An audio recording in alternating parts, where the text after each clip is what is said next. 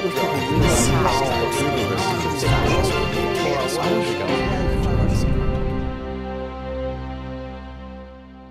has recently come to be known as the person behind Ghana's digitization agenda. He's an economist and a former banker. In today's CNBC Africa special, we sit down with the country's Vice President, His Excellency Mahamudu Bawumia. Now, if you want to be part of this conversation, tweet us at CNBC Africa or tag me directly at The Real Quizzer. When it comes to the digitization process, why is it at heart for you? Well, thank you very much. I think that for us, in terms of the strategy that we've adopted for economic transformation of this country, we see digitization as a major instrument, an enabler for transformation. And why do I say so? We've inherited a system, and Ghana is not the only country. I think it's very consistent across the continent. We've inherited a system that doesn't seem to work for the ordinary person on the street. There seems to be this disconnect between government machinery on the one hand and the lives of ordinary people on the other. And when you look at that system, you'd see that we have been living with problems for a very long time since independence. We talk about a highly informal, society. We talk about a society without identity. We talk about a society where you don't have address systems that are functional, where you have financial exclusion and people don't have, where you cannot mobilize domestic revenue or taxation because it's difficult to do so. People don't file, properties are not taxed, and so on. So, and you have a high interest rate environment. And so there is this system that we have been dealing with since independence. And we pose the question, why is it after all these successive governments that we've had since independence, after all the IMF programs and after all the World Bank programs and foreign aid and all of that, the system that underlies or underpins economic activity has remained the same or in some cases gotten worse.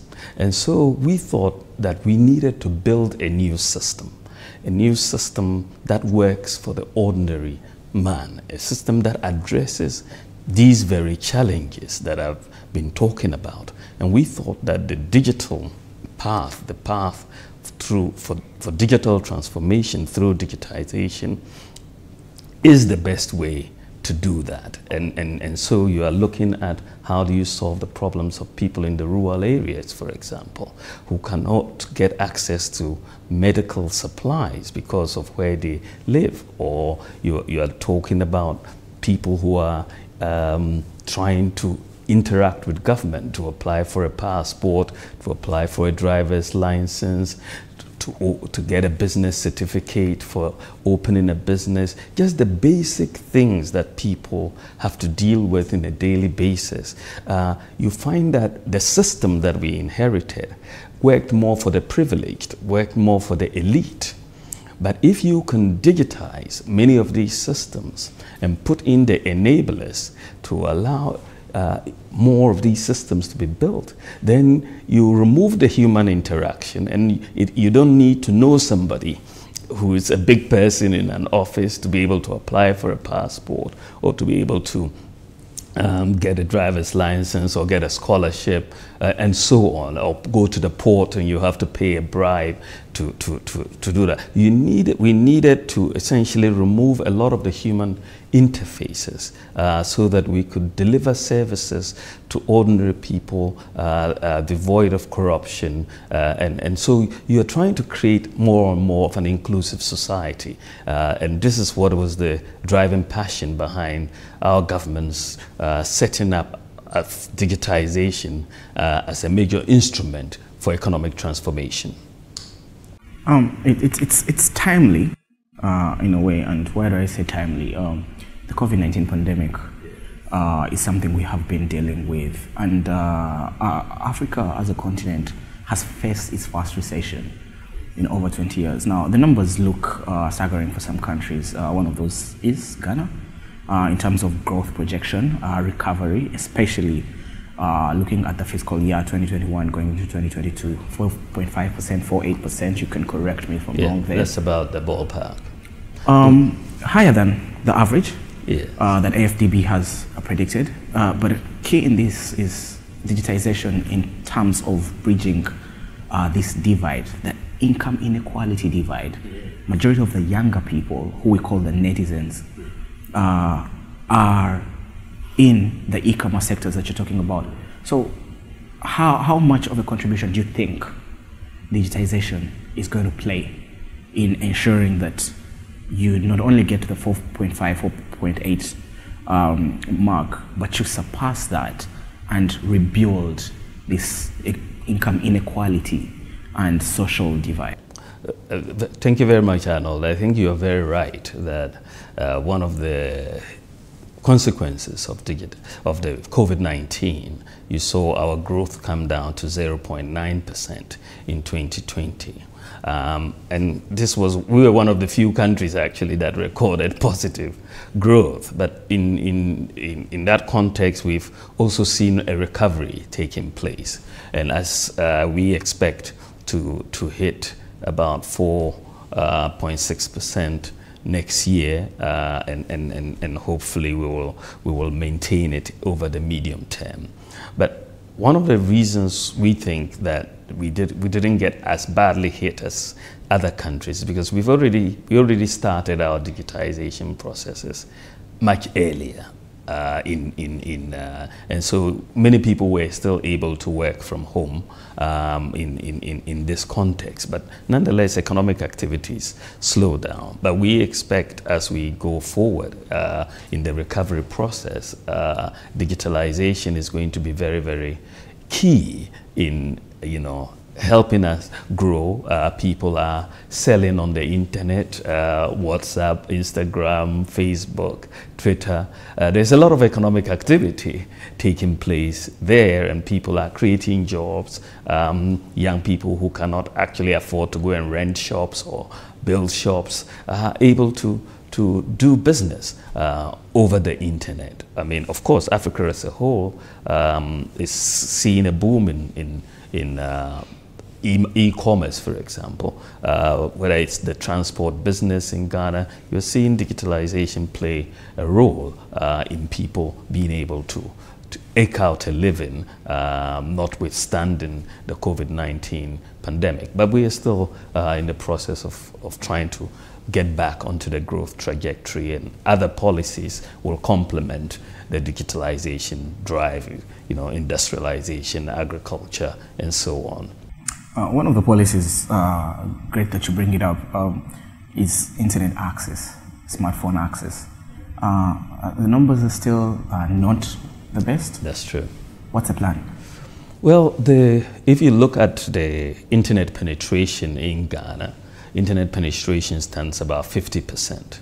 In 2017, we were at 27%. So we are making progress, and where we need to really emphasize and where government is placing efforts, our President Nana Akufo-Addo is very passionate about bridging the digital divide in terms of rural and urban access. And we have a project which is going to be manned by the Ministry for Communications and Digitalization to bring in more rural telephony and more rural access to the internet. So it is a work in progress, but there is a plan that the gap seems to be more in the rural areas than in the urban areas, and we've got to cover that. But we are making progress in internet penetration. President Nana Akufo-Addo is passionate about that rural gap. You're passionate, and I'm taking it back to 2017. You were passionate about land digitization. Yes. Now, Ghana would have been the second country behind Rwanda in having fully fledged digitization systems of the land. Land is the capital asset for any economy. Absolutely. Why is this important for you? It's critical. I mean, if you look at any modern economy, the mortgage market is the core of many of the financial markets, and that's where a lot of wealth is held. And if you look at Ghana, for example, and a few other many other African economies, our land is not really playing the optimal role in the development process. So if you have issues to deal with title to land, transfer of land, and if an investor cannot come in and want to buy land and be able to be sure that this land is properly owned by such a person, then the development of a mortgage market is compromised because the basics do not exist for any type of a mortgage market development. And if you don't have a mortgage markets are the markets that you can really get credit for many other enterprises. And so once that is out, it becomes a very difficult process. So we have put a lot of emphasis on digitizing the Lands Commission, and I think the process is ongoing. We expect to finish it soon. Soon. Could we have a timeline? It's difficult to give a timeline. For all the projects we have done, it's sort of, you try to do it in the best time frame that you can. I've been trying to give timelines on various projects, but we'll see as soon as possible. Talking about timelines, one other important one that happened was the African Continental Free Trade Area Agreement. Yes. Ghana, one of the first 13 members to quickly sign on. Again, operationalization happened 1st of January this year. And key to AFCFTA happening is the digitization of things like the Ghanaian card, e-passports, and the likes. Right. Easy access movement, right? Let's have Djibouti to Dakar movement as easy as possible. AFCFTA and digitization intertwine. How much potential does this have, not only for Ghana, but not only for ECOWAS, but for the continent as a whole? I think it's massive. I mean, of course, you're talking about a very large market. But as we speak, intra-African trade is around 20%. On a good day, you see what I mean? And in Asia, for example, intra-Asian trade is about 60%. You know, so there is this big gap. You know, and therefore one of the areas where we could essentially help accelerate the intra-African trade is to deal with payment systems, you know, and digitize the whole process. Thankfully, Afrexim Bank is leading the Pan-African Payment and Settlement System, this called the PAPS, and that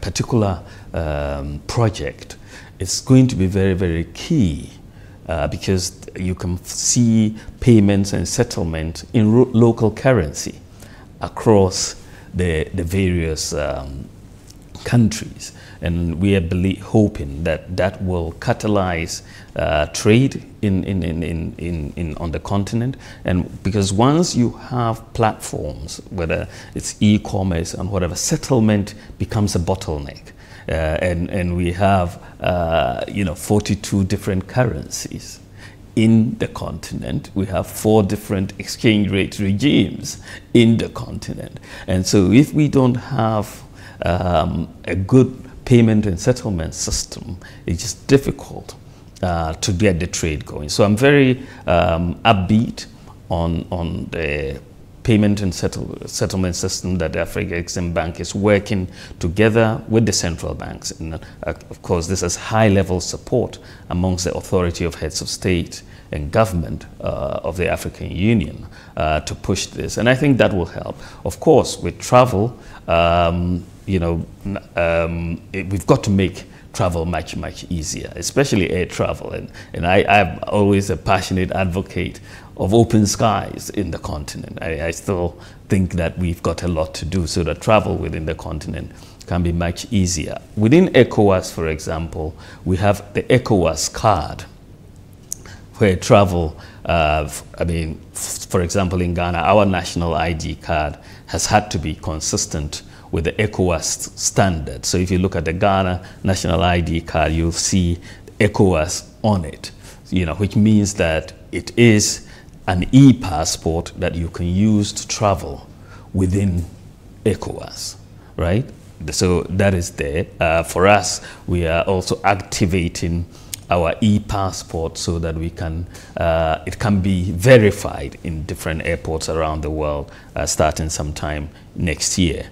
So, but within Africa, it would be very, very good for us to have ease of travel. ECOWAS is doing it. I know the East African community is also doing something similar, but we have to do something that is integrated so that the movement of people as well as goods can support the AFCFTA project.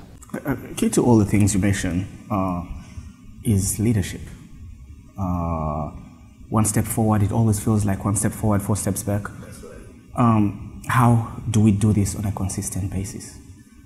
I think you are very, you've touched on a very important point, because it's important that you have leadership, selfless leadership, because for I've been looking at this whole issue, why we've taken so long, 60 years after independence, to really address some of the fundamental issues that I've been talking about, the systems, why we've lived with all these problems for so long and not really had that leadership to solve these problems. Our leadership has tended to focus on crisis management.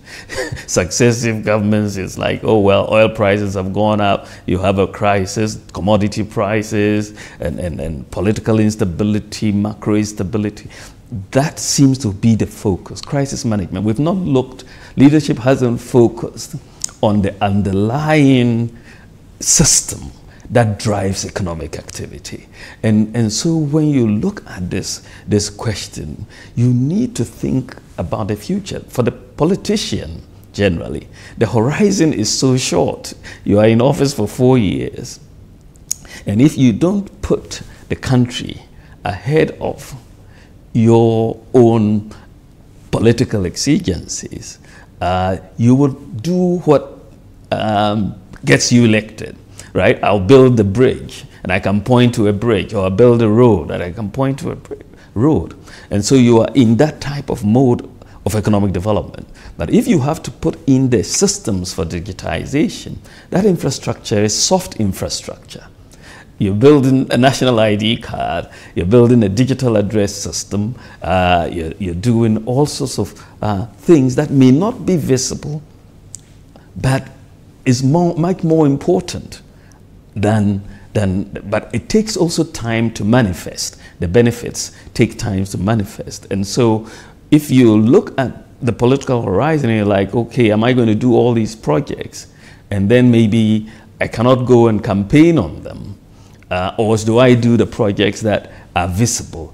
Generally speaking, there is a sense that you will rationally maybe move. But if you have leadership, you have selfless leadership and far-sighted leadership, I think this is what my president, Nana Akufo-Addo, is demonstrating, that let's do the hard stuff. Let's fix this system. Let's build a new system based on the instrument of digitization and leave that as a legacy for the people. And this is why we are doing national ID cards, digital addresses, and all of that, because those are the things that we haven't done for a very, very long time. And we are now able to do it and use that to underpin our growth process. The things we've talked about so far require one key component, which is skills. And especially among young people. Now, education systems on the continent have not been able to evolve as fast enough. We missed the first industrial revolution. Yeah. We missed the second. We missed the third. Yes. We're talking about leapfrogging into the fourth industrial revolution. Key component to that is STEM education. Yes. Where does Ghana stand in regards to this? Yes. Where do you stand in regards to a better education system? It's critical. In fact, this is where the president, Nana Akufo-Addo, has made education a centerpiece of our government program. And this is why we have free senior high school education in Ghana, because so many people were being left out because they couldn't afford.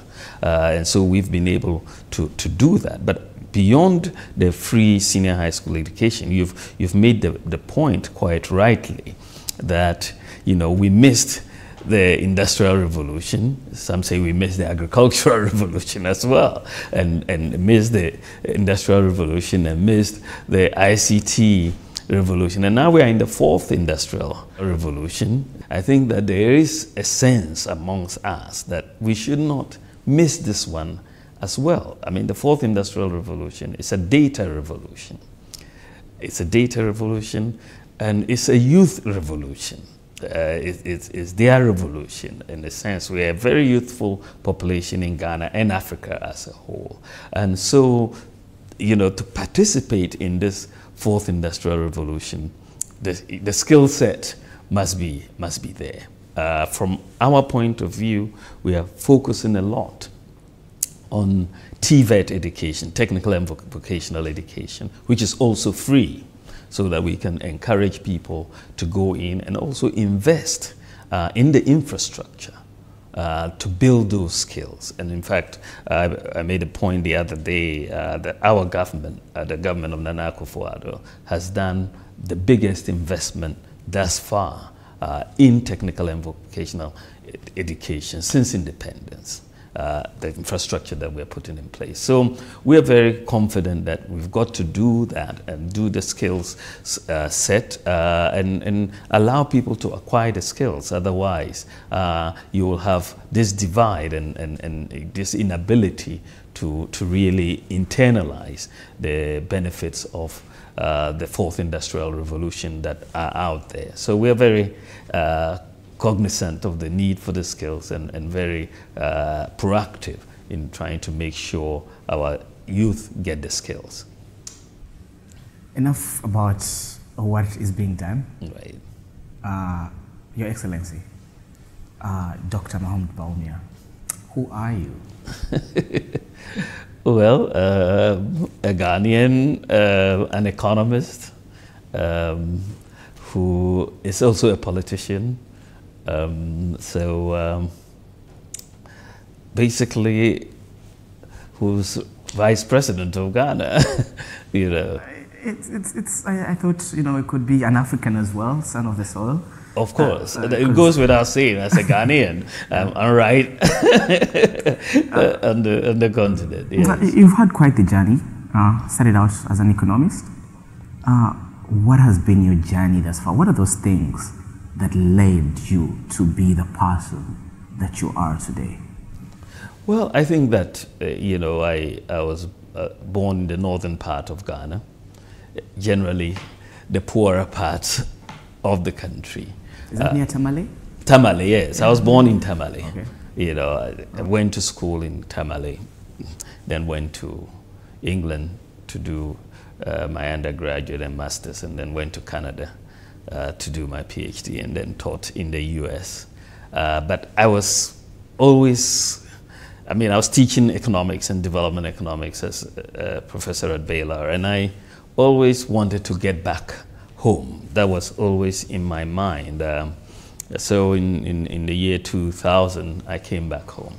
And the whole idea was to come and contribute and give back to the country that I owed so much to.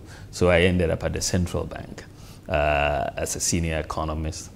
And within 6 years, I rose to become deputy governor of the central bank. And I never really considered a career in politics until the president, who at the time was opposition leader, very kindly offered me the role as a running mate. I was very destabilized internally when the offer was made, but I thought through it and thanked him very much and decided to leave the central bank and come into politics, because I felt that if we were successful, I could use that platform to bring change to the country. So you left inflation and figures to deal with more what we think are more speeches. But you mentioned one thing, your teacher at heart. Now teachers tend to have habits, nitty-gritties, and with that, principles. What are some of those key principles you think are part of your day-to-day life that you wish a 17-year-old you knew? Well, I think that in terms of, having goals is very, very important. But more importantly, in the world that we live in, I think that you should analyze issues based on data. I think that it's very, very important that we look at things critically, generally, and not just make pronouncements which are up in the air. My training as a teacher, as a researcher, basically says you should, investigate issues and analyze issues based on data and make pronouncements and take decisions based on it. And I think it's very, very important for me in that way. And of course, trying to make sure you carry people along with you and don't impose. Because if you have, as a teacher, if people don't understand something, you have to take your time and explain it to them and carry them along and get it. And it's the same thing when you are in life, whether it's at home or you're in politics, you have to carry people along. Your day, I don't know what time it starts, but could you just quickly take us through what a day in the office of the Vice President is like? It depends on what the particular day is. If I come in on a Tuesday, for example, I'm doing economic management team meetings. As a vice president, I chair the economic management team. And so I will be in economic management team meetings for maybe half the day for that period, depending on what invitations I have to respond to or meetings. It's a very fluid. There's so many things at different times that come into the schedule, or the president has assigned you something to do. So it's between meetings and functions and so on that you hold in the day. So the history is more likely to predict our future. Always does. Your Excellency, I need to let you go. 2024, should we expect you back here? 2024, well, I really don't know anything about 2024. I think we'll leave this to Let's wait and see what happens. Let's leave that to some of the gods to see what they're telling us. Right. Thank you for your time, Excellency. Thank you very much. Thank you, Arnold. A man of great hearts, a man of great talents, but clearly a man who has Africa at heart. That was the Vice President of Ghana, His Excellency Mahamudu Bawumia, speaking to us in this CNBC Africa special on matters all the way from ECOWAS to the digitization agenda in the country. Now, if you want to comment on this topic or anything else that you saw on the show today, tweet us at CNBC Africa or tag me directly at The Real Quizera. Have a great rest of your day.